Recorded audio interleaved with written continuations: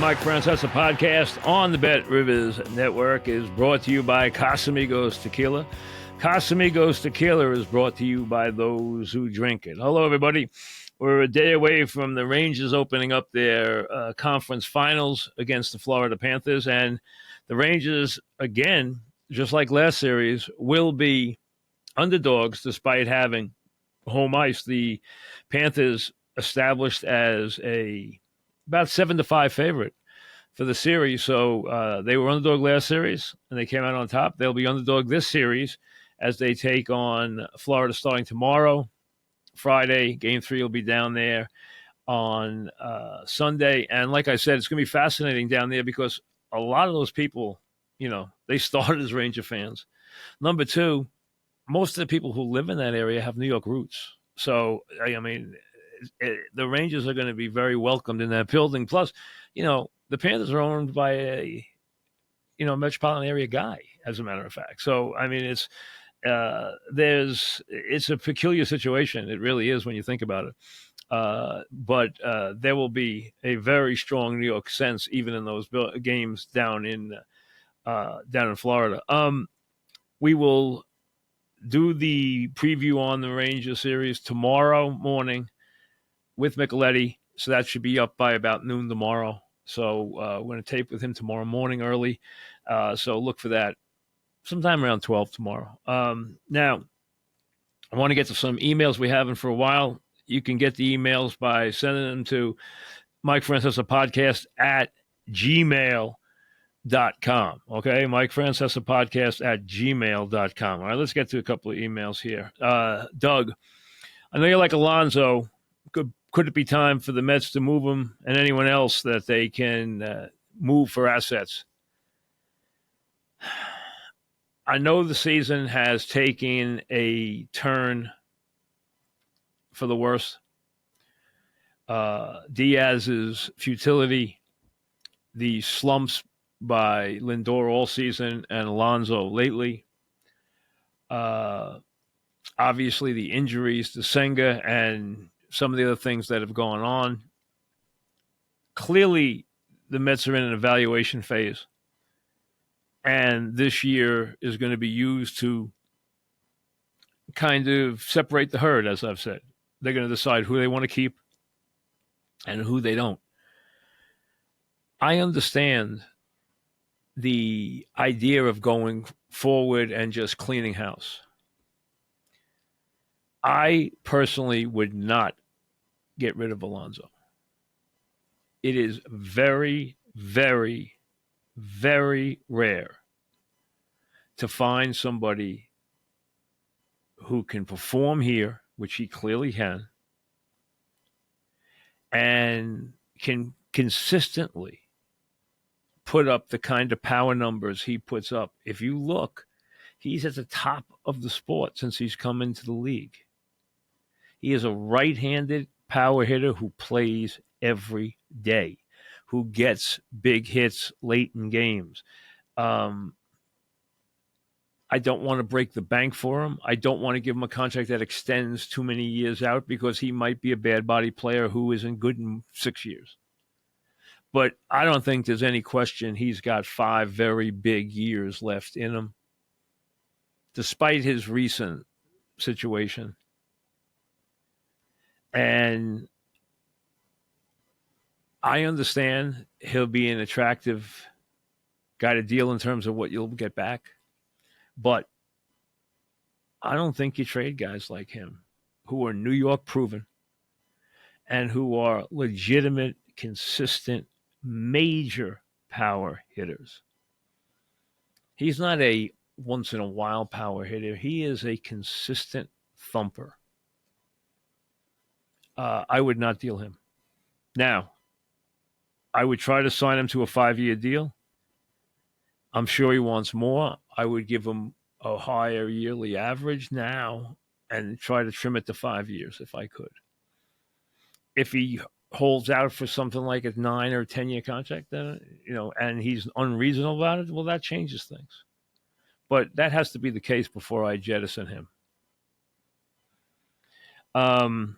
I know they were injured,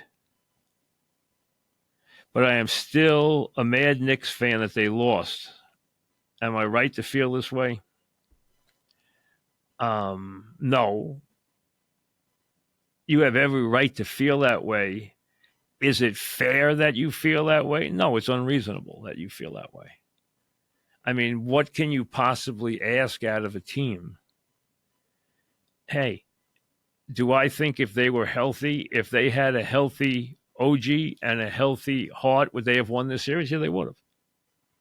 They would have probably won it in 7 games. Forget they could overcome losing the bench pieces. They couldn't overcome losing OG and then having Hart go down for all intents and purposes with 2 games left. Forget what happened to Brunson in Game 7. That was after the game was over anyway. I think it's unreasonable in that I just think there comes a point of no return, and I think you reach that. So I do think the idea that you're actually angry at the Knicks, I think it'd be ridiculous. I think the Knicks gave you everything you could have hoped for this year. They just got some bad luck late. A lot of it, as a matter of fact. I mean, the OG hamstring could happen to any player anytime. The Hart injury, now, all you're going to keep hearing is, oh, he played him too many minutes. He played him. Hey, that's the cards he was dealt. What he got out of those players is unbelievable. Plus, if you take a step back, and let's be honest, Tibbs is at the end of his contract. They got to take care of him too, and they will. He has not only gotten a lot out of this team, but he has also improved each player individually, some of them significantly. You can make the case that all these guys have played the best basketball of their careers as a Knick. That has to fall back at Tibbs. It has to.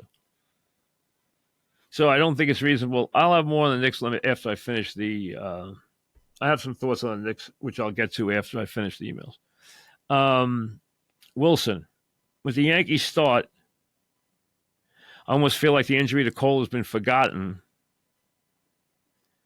I'm not sure they should rush him back if they continue to roll. Hey, there's no reason to don't even think about rushing him back.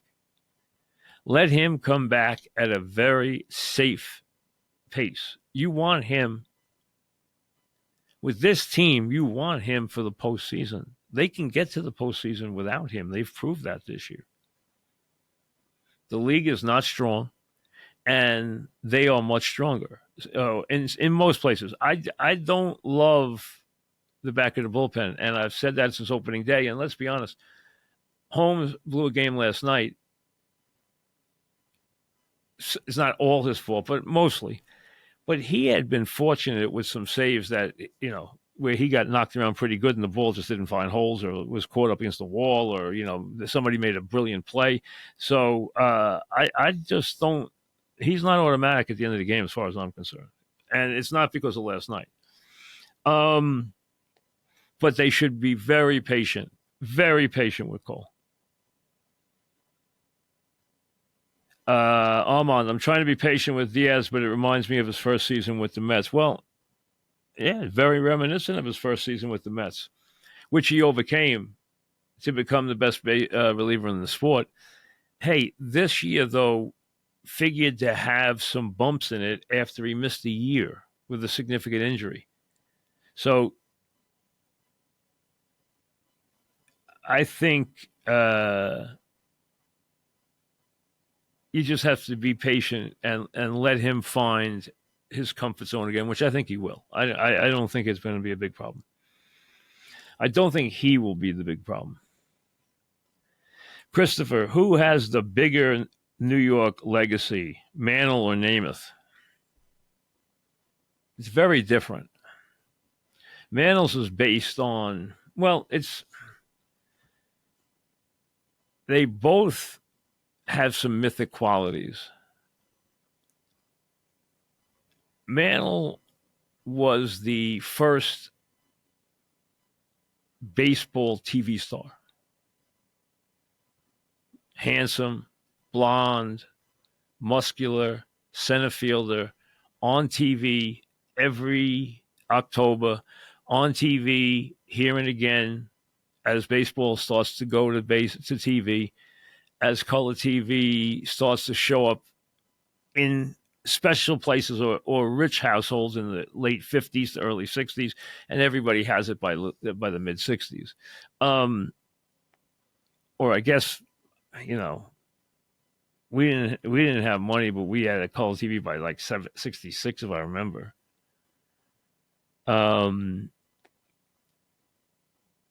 Namath's different. He didn't have the career Mantle had. Mantle's one of the greatest baseball players who ever lived, despite his injuries. At the height of his career, he was as good a player as ever played. Namath never played at that level as a professional. He never was the best quarterback who ever lived in the pros. He came in a very damaged goods from his injuries in college. He had immense talent. But he and Ali completely erased that line between sports and entertainment. Starting with Ali and starting with Namath, those guys were cultural phenoms. They were cultural icons who basically erased that line. Before that, athletes were athletes. Hollywood was one thing, athletes were another thing. After that, with Ali and Namath, athletes were like Hollywood or entertainment personalities. So that line was completely erased by those guys. They broke through. They transcended sports and became enormous cultural figures. Ali, extremely controversial in some quarters, extremely magnetic in other quarters. Namath, with his white shoes and his Fu Manchu and his fur coats and his $400,000 contract and all the girls and the mythic personality that he had. So Mantle was bigger, but he was still a baseball player. Namath was a cultural icon. That's the difference. Both enormous, very different. But what Namath broke through with Ali never went back.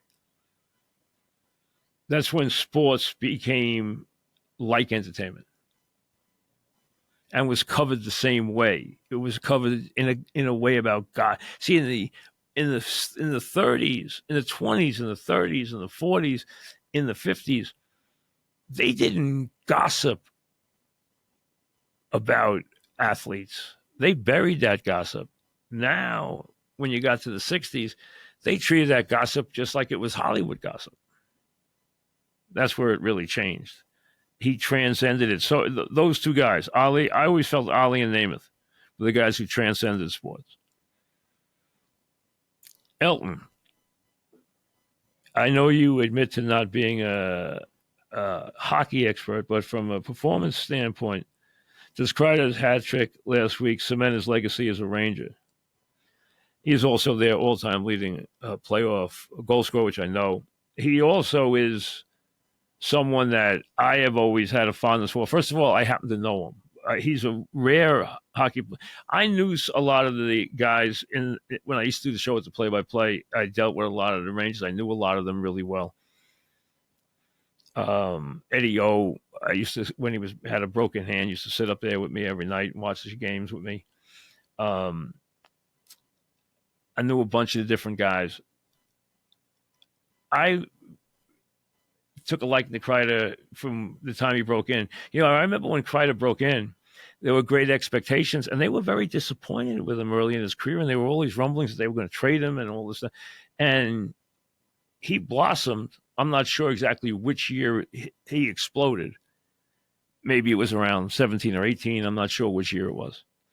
But what he has become is just, in terms, he's become a legendary Ranger. I don't think there's any question about it. And if he could win a cup now, that would cement it. I mean, that performance the other night was unbelievable. His ability to just camp out in front of the net is just unbelievable. I mean, he has such a knack of being able to get to that right spot. Not only just get there, but to be able to stay there. He doesn't get cleaned out. He just stays there and waits to make a play. It's amazing. It really is. And he's become, a tremendous figure in their, recent postseason history, no question about it. And that game, that was his game. That was the game that I think lifted him to another level, where I think there's still another level for him to be lifted to if he can win a cup. And they won't win a cup without him being a very big part of it, as you expect him to be. So he's been here since, I believe, 12, top of my head. I think since 2012. 2012 is now a long time. I was fortunate enough to see the Pope at the Garden years ago, and take my wife and my mother-in-law to that. And he sat right in front of me with his grandmother. And I still remember that. And I remember that day very, very fondly, because it was such an unusual occurrence and, so different, and we're just so fortunate to even be in the building the other day, because it was very hard to get in there. But I remember him being there with his grandmother, as a matter of fact. So he's had an interesting career, and it's gotten better and better and better as he's grown up. And now he is, I think you're right, a very, very important figure, and one who will be remembered very fondly if they can finish the job here. It all comes down to winning. And another cup for the Rangers would be remembered in a very, very special way. So I think that would elevate him to a special status. I really do. And I think that game will be remembered forever as his moment. The game that, as everyone talks about. See, Messier was such a big star. I don't want to compare him to Messier.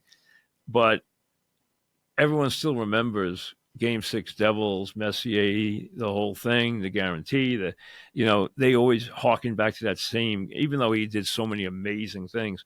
But Kreider's in that comeback, that hat trick in the third period, will be remembered for a very, very long time, especially if this year turns out to be one where they went all the way.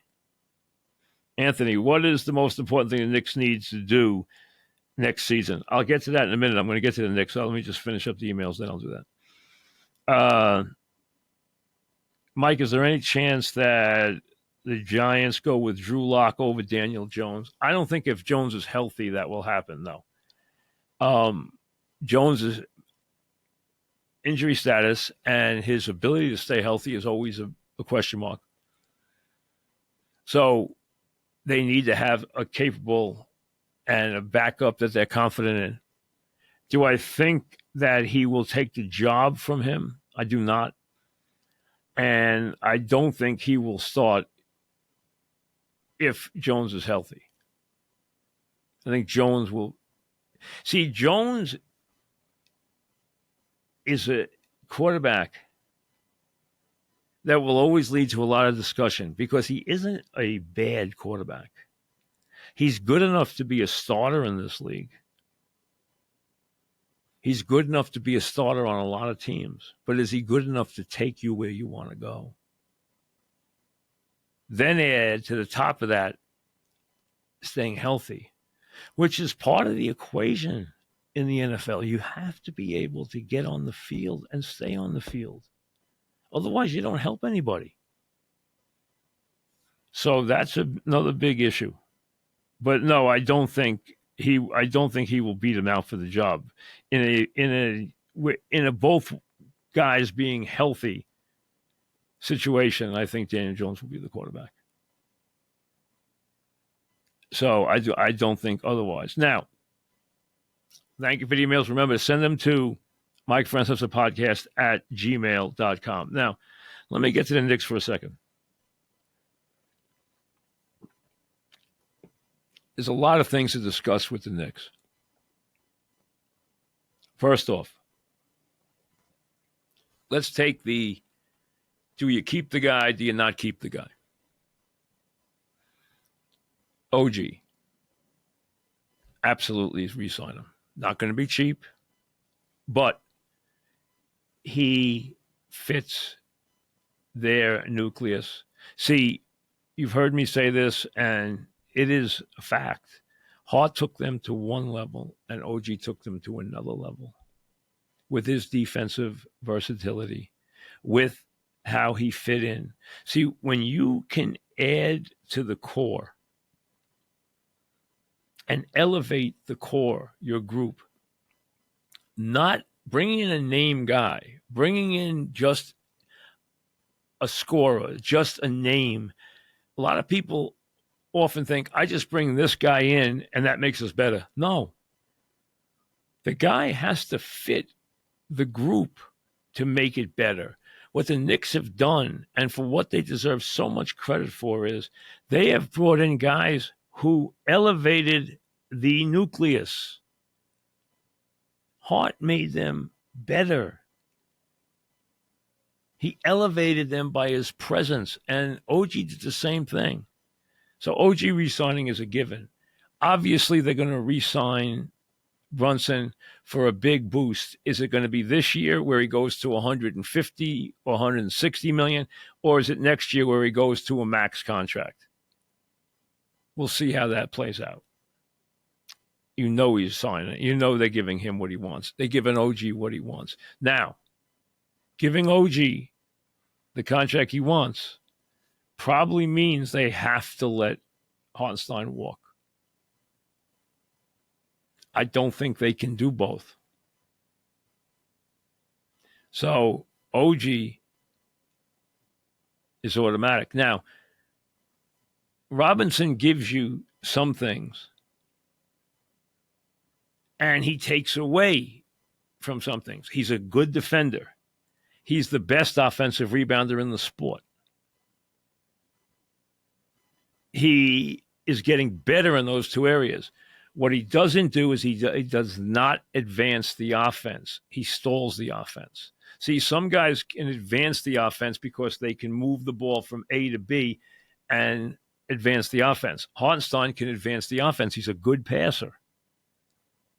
He understands what to do with the basketball, and he advances the offense. Robinson does not advance the offense. He stops it. And he is not a good offensive player. But Hartenstein's going to get a lot of money off. A lot of money, meaning he's going to get $10, $12 million probably a year somewhere. And the Knicks can't pay him that. So he's going to be gone. They're going to re-up Tibbs. If they don't, they'd be nuts. They're going to give Brunson whatever he wants, whether he wants it this year or the next year. He's going to get it. They're going to keep OG.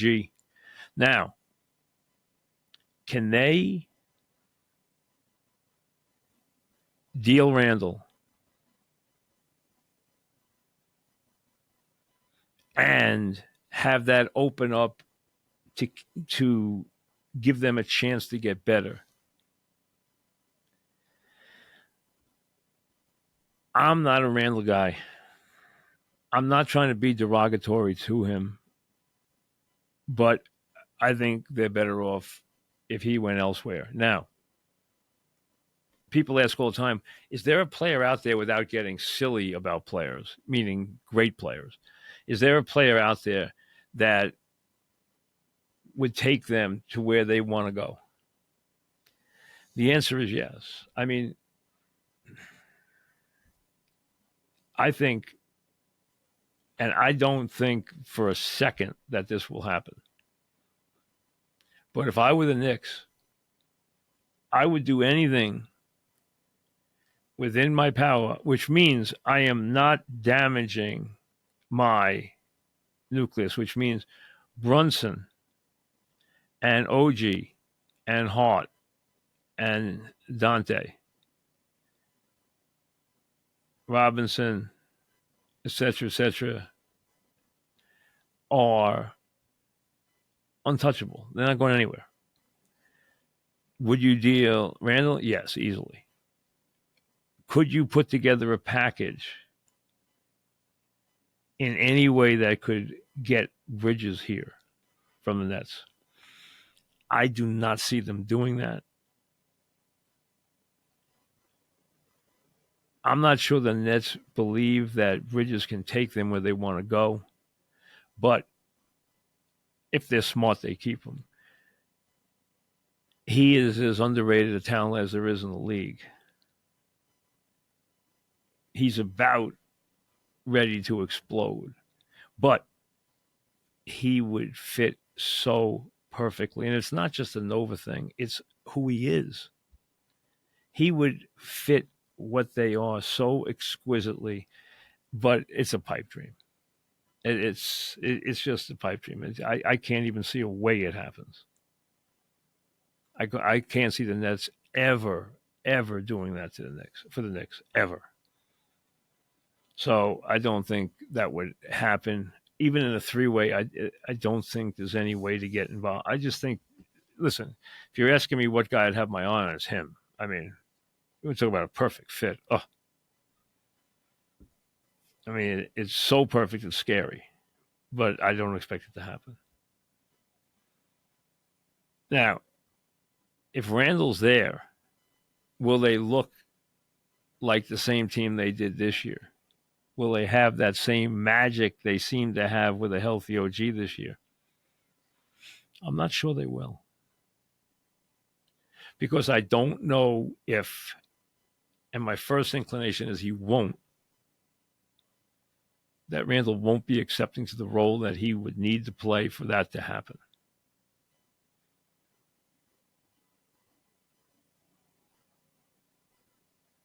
See, this is Brunson's team. Nobody with a right mind now disputes that. I'm not sure Randall sees it that way. And it has to be that way. Things have changed. It's like you go away and you come back, and all of a sudden there's somebody who has emerged, and that guy says, hey, sorry, but things aren't the way they used to be. And the other guy says, hey, I liked them when they were the other way, when I was one and you were two. And the other guy says, well, tries to say in a very, pleasant way, it's not that way anymore. But I don't know that he's accepting to that. Nor do I know if he sees it that way, but the rest of the world does. And the team does. This is Brunson's team. He's the man. The other players there all understand that. They all completely are on board on that. I don't know that Randall is. So I think the best thing would be he leaves, but I don't think it's an easy thing to have happen. Now, give these guys credit. See, here's the thing. The Knicks have gone from being one of the worst run to one of the best run organizations in basketball. They are now run superbly. So let's see if they can perform a little more of that same magic that they've been able to perform here.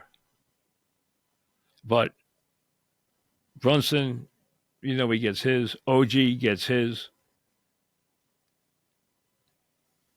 You'd like to keep Hartenstein. I don't even think it's remotely possible. What happens with Randall remains to be seen, but again, I would think it would be better if he left.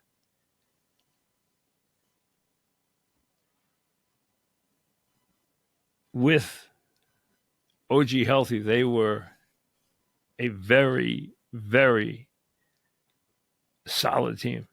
And with a healthy OG, they would have won the series. They couldn't overcome it every day. And then the heart injury just, Hart wasn't the same. I mean, he was playing like a possessed person until the injury. He didn't play like that anymore after that. So they got as much as they possibly could out of that team without any question. You can tell. Everybody gets through the draft, gets through the schedule, gets through the first couple of days that their players are on the field.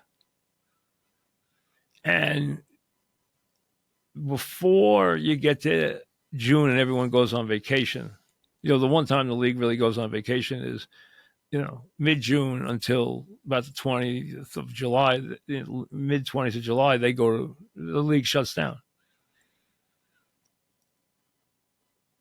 You're already hearing that everybody has such high expectations for the Jets because the Jets, to their credit, and I have been all over them, they added the pieces that had to be added. They did what had to be done on that offensive line. They got a kid in the draft on the third round who I think is going to be a very productive piece for them. So you can get offensive help down the road in the draft, and they did. They just have to keep the quarterback upright. They have to keep him healthy. I think people have forgotten how good he is. I mean, he's so good. And he's got stuff left. He's got a couple of years in him, but he's got to be very well protected. And with this offensive line now, he should be. Now, these kind of rumblings every time, hey, they don't have to have a Jefferson here. Now, listen, if Jefferson's coming here, I don't understand how they get Jefferson away from Minnesota. I mean, what possibly are they going to give them?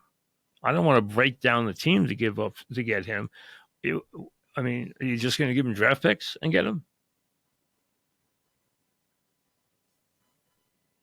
He obviously wants out of Minnesota. But an unhappy wide receiver is a normal occurrence in the NFL. He's got a rookie quarterback. So he doesn't like what he's hearing there. So now he's trying to find a home for himself somewhere where he can make a big splash. So all of a sudden there's rumors. Every day there's another rumor about a Jets and another player. Hey, they've already added a lot of pieces. I like where they are. They just have to keep the quarterback healthy. If they do that, I expect them to have a very good year. Their defense is very good. There are a couple of pieces that I think they could use differently. But he knows what he's doing with his defense. Saleh knows what he's doing with his defense. What he doesn't know is that there's more to the football game than just his defense. That's what he has to understand. There are other facets that go into winning and losing. And as a head coach, you can't ignore those. And just be there as a proud papa saying, see, what drives me crazy and annoys the heck out of me is when I hear a coach, when his team is doing so many stupid things And he's bragging about how his defense is shutting down quarterbacks. Who cares? Your team can't do anything right offensively. It's not winning the games, and you're sitting there bragging about how they're shutting down top name quarterbacks. So what is it getting you? It's going to get you fired is what it's getting you. See the big picture. Understand what being a head coach is. It's about the entire team and the entire game and winning the game. Whether your defense shut the guy down or not, if you scored one more point, good job. Even if you didn't shut them down and they scored 23 instead of 14, but they didn't beat you 14-3, you beat them 21-20. Take it and move on.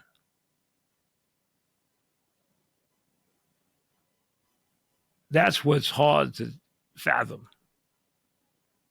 Understand what the big picture is.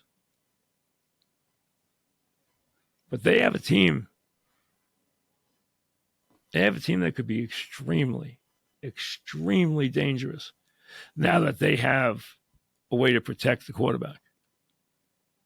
And they do. They brought in people who will be able to protect the quarterback.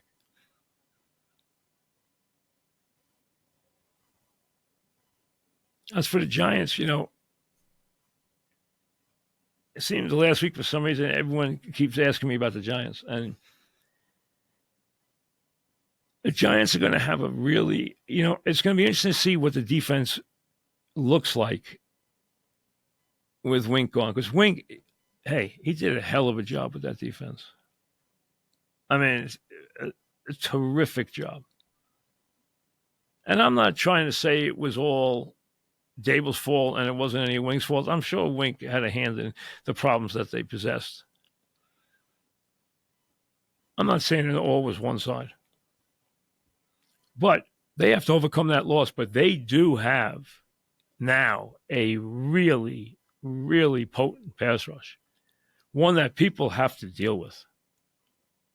When you're playing the Giants, you better figure out how to block those guys. Because they are going to be a big problem. Now, how they utilize their new toys, how they utilize Neighbors, who clearly has a lot of ability, a lot of speed, a lot of explosiveness.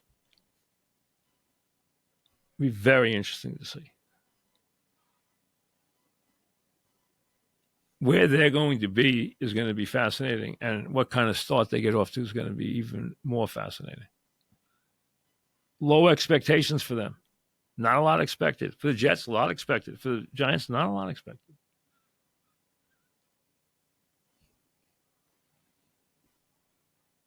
But they do have some strengths that are apparent, and it is a very, very big job, a big year for both New York coaches. Saleh, listen, he's getting another chance because Rodgers is here. Otherwise, he probably wouldn't have already. He'd already be gone.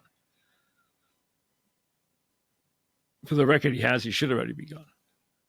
But he's got another chance here, and we'll see how it comes up. It's going to be very interesting. Right off the top. It's going to be interesting here, and it's going to be interesting around the league. There's some teams who are in different places this year, and some teams that could really break through. But we got plenty of time to talk about that. I got a lot of reaction from what I said about the Mets, but it's true. The Mets and their owner are going to go through a really tough summer this summer, where one team is sizzling and the other one just can't even get out of its own way and is not going to get noticed. And there's just going to be a cloak of apathy over the entire franchise. That's tough to deal with. Will that make them shake things up? Well, they have the resources to do that, but in season, that's not an easy thing to do. It's a very difficult thing to do. And trying to keep some hope alive, they keep talking about,